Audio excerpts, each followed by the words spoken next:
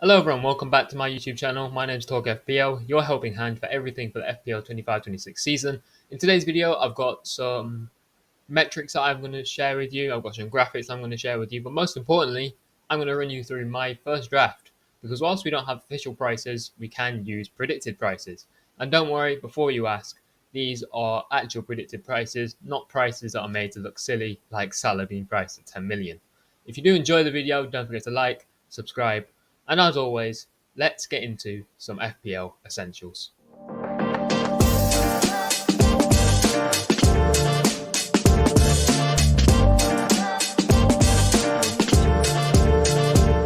We'll start off at this team where we start off with most teams. At the back, between the sticks, Bernd Leno. Now, predicted to come in at 4.5. Leno's my front runner choice. Given goalkeeper ceilings are relatively low, 6 to 8 points, a clean sheet, a few saves, a bonus point here and there. This makes me want to spend as little as possible on a goalkeeper.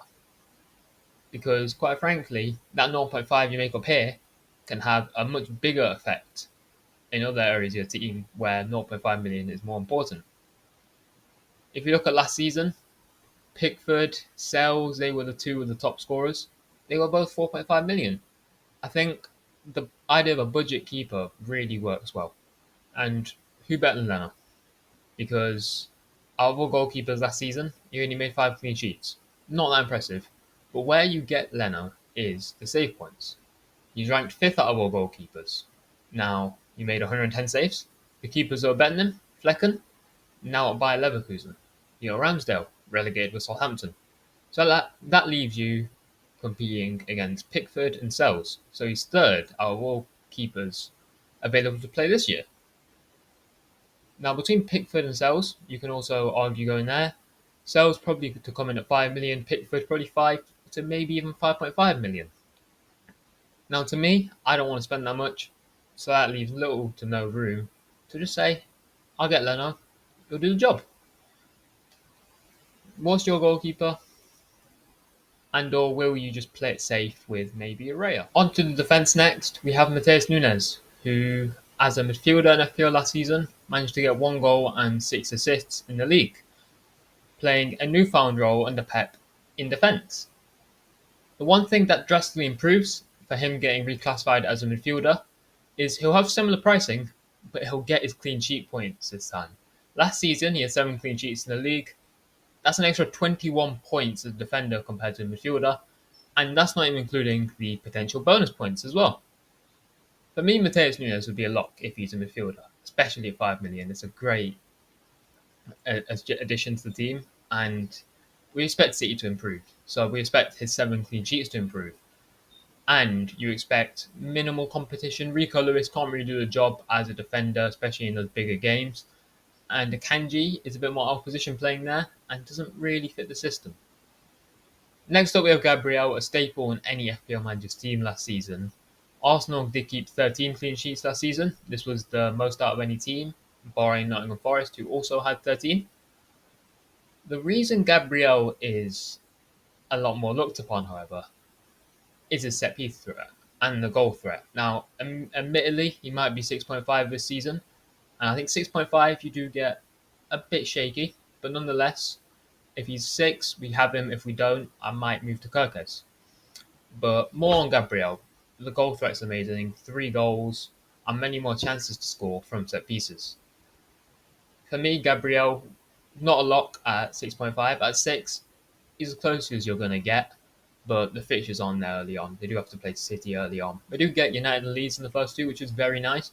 But I think from a defensive point of view, it could be lacking a bit.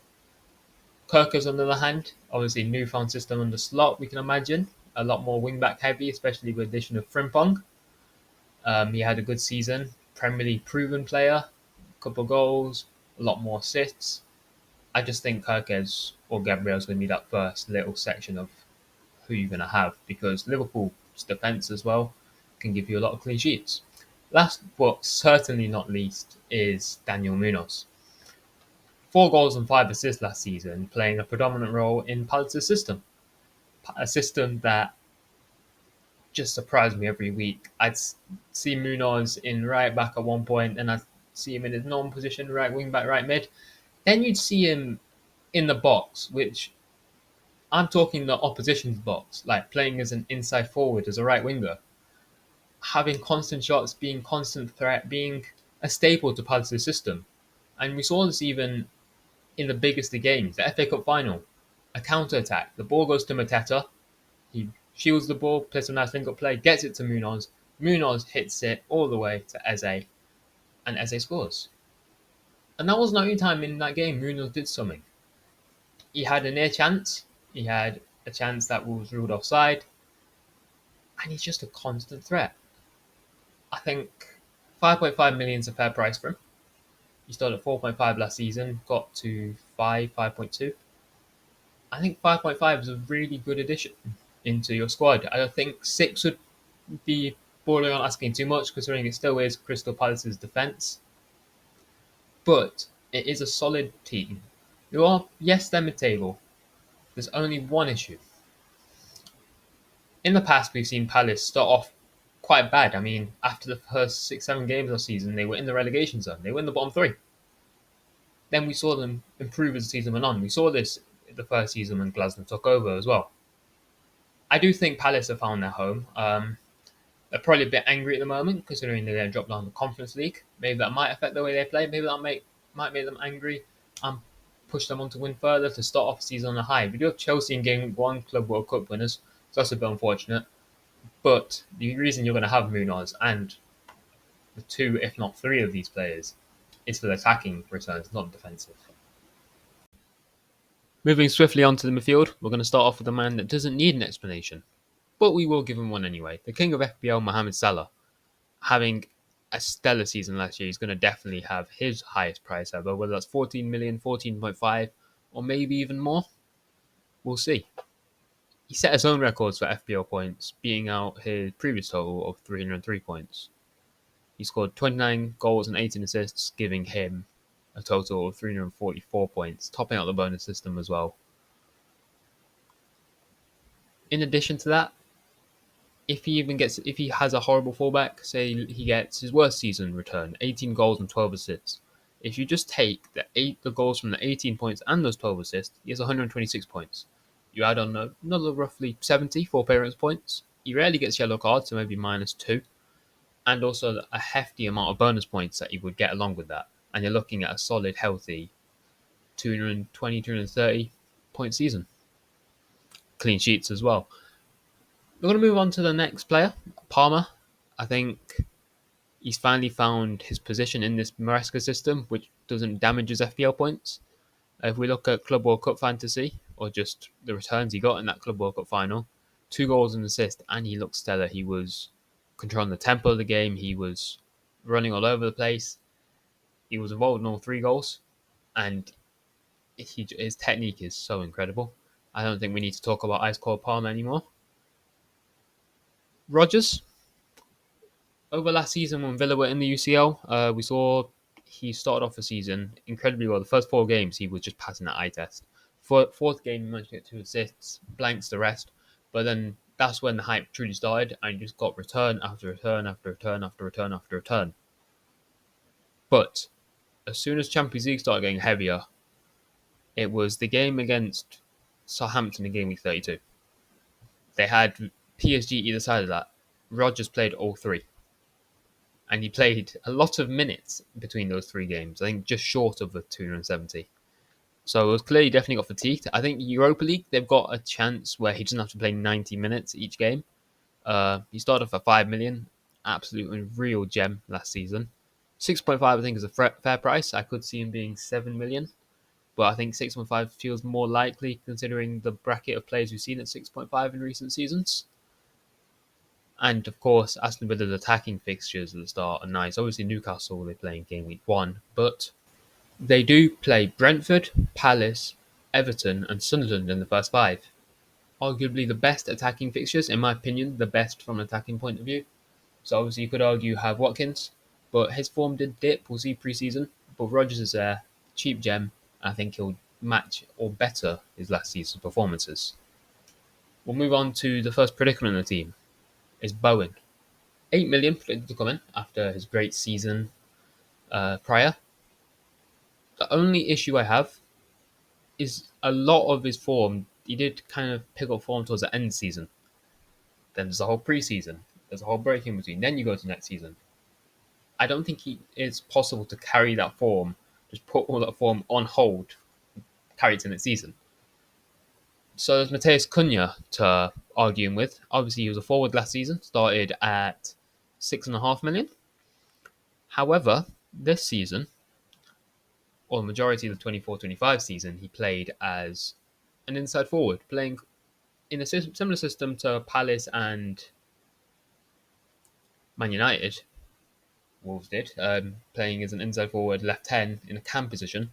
You look at the players, you list them out from Palace. You have Eze and Sarr, they're both midfielders. You have Bruno and you have Garnacho / Ahmad as well, all midfielders. So in the same position playing there, Sarabia as well for Wolves and Bellegarde. It's either all midfielders or all forwards. And if the majority of midfielders playing in that system, Cunha's a forward, and now he's playing as a cam, he's a midfielder for me. But to do price as well, if Cunha's more expensive, I'll have Bowen. If Bowen's more expensive, I'll have Cunha. If they're the same price, I'd maybe lean towards Bowen for just a start fixture, but I would look to bring in Cunha early, especially ahead of that Game Week 3 Burnley fixture, where I think he could be a credible captain option. But the only issue with Bowen is form. And obviously, they had easier fixtures towards the end of the season where he did do well. They start off with Sunderland, so that's good. But I think the longer term fixtures and the relative fixtures, considering it is West Ham, and they do need to improve their team. They've just lost Kudus. I think he might be on an impasse where Bowen has to do too much now. But let that be said, we'll move on to our final midfielder, Mikkel Damsgaard. I think Mikkel Damsgaard went under the radar a lot last season. Obviously, there was a lot of focus on Mbeumo, on Wisa, and we didn't get the focus on them two. Schade came into the mix. Even Flecken came into the mix sometimes. Damsgaard himself appeared in all 38 games. He started 34 of them. He got 2 goals and 10 assists, which is phenomenal. There's also the argument, okay, they're losing Mbeumo as it stands. A bit of an impasse on that one. Mbeumo's actually, fun fact, he's about to pass the amount of time that Liz Truss spent as Prime Minister of the UK. So that's a fun one. But Damsgaard, Brentford have been a bit taken away. They've lost their manager, most importantly. They might be losing Mbeumo. They might be losing Wisa. They've lost Norgard. They've lost their goalkeeper Flecken. They have brought in Keller on his partner, so that is something to look forward to. It's a 5.5 million midfielder. If Adingra is cheaper, I might get him. There'll be other players who you could get, but he's one of the ones that I could close to guarantee his price is there. And he can give you good value at points throughout the season. That's the midfielders. Onto the forwards. Before we continue, I've got to let you know that I've realised, looking back on the video before I'm about to upload it, the midfielders and forwards don't have my face on it. I apologise for that. And whilst I'm here, I might as well tell you the captain and vice captain are relevant. I used a site called FPL Team. I'll leave a link in the description if you want to make some drafts whilst prices aren't announced. But yeah, just ignore them. And sorry about the face cam. Back to you in the studio. So, starting the forwards, we have Isak, 10.5 million. He's the next most expensive striker after Haaland, and I think he's a lot better value than Haaland because last season, Isak actually outscored Haaland, 23-22 in goals, but he also outscored him in FPL. And with a predicted price of 10.5 million compared to Haaland being predicted largely in the community at 13.5, it's a lot better value. Obviously, we do expect City to be back on form again. I don't think anyone can expect Haaland to go back to the form he had at the start of last season, getting 10 goals in 5 games. But that being said, the Newcastle board have a project. Howe's doing high flying, Isak's high flying. They've just signed Elanga. They've got Murphy. They've got Gordon and Barnes. So they've got great attacking squad depth. Probably might need another striker just for giving Isak a rest sometimes because Wilson's left and Osler isn't that good of a player. But nonetheless, a change in system potentially on the cards if they do sign Ekatike. which we'll get into a bit more if it transpires, but I don't think they have Ekatike and Isak. Make of that what you will. He seems like not a bargain at 10.5 million, but he seems like a very, very, very good option. And probably the best that is, we say at that price point, the next most expensive, it might be Gyökeres if he comes, but if not, it's Watkins. I like Isak, and I think I'll have him this year, regardless of if he's at Newcastle, Liverpool. I prefer it at Newcastle, one from United's standpoint, and two, he's on penalties. And that brings us to our final player, my hidden gem of this team, Dominic Solanke. Obviously, Tottenham have their new manager. They have Thomas Frank. They also have signed Kudus. The signing of Gibbs White is a bit weird. I'll be truthful with that. It looks like they'll get him. They obviously have incredible feeders of the ball already. They have Son, world-class player. They have Richarlison, who, weirdly enough, goals or assists per 90 out of all Premier League players, he's fourth. I get it's because he's played less minutes, but it's still quite funny.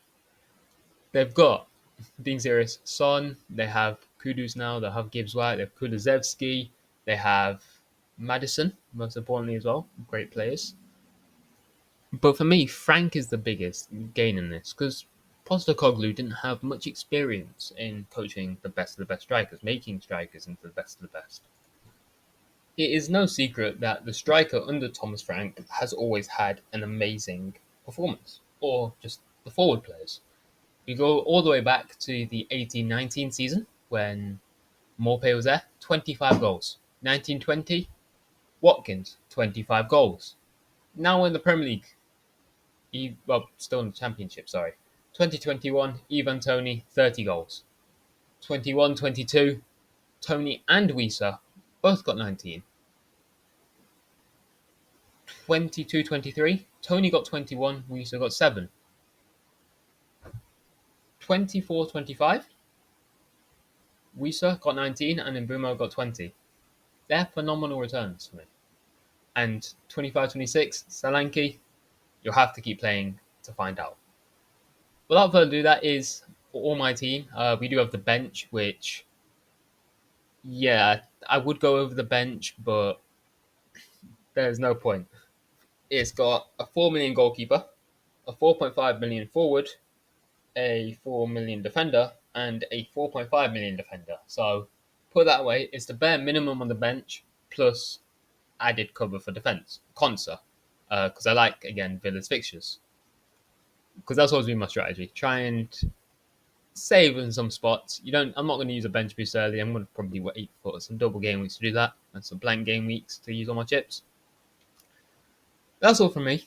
If you do enjoy the video, don't forget to like and subscribe. Without further ado, I'll see you in the next one.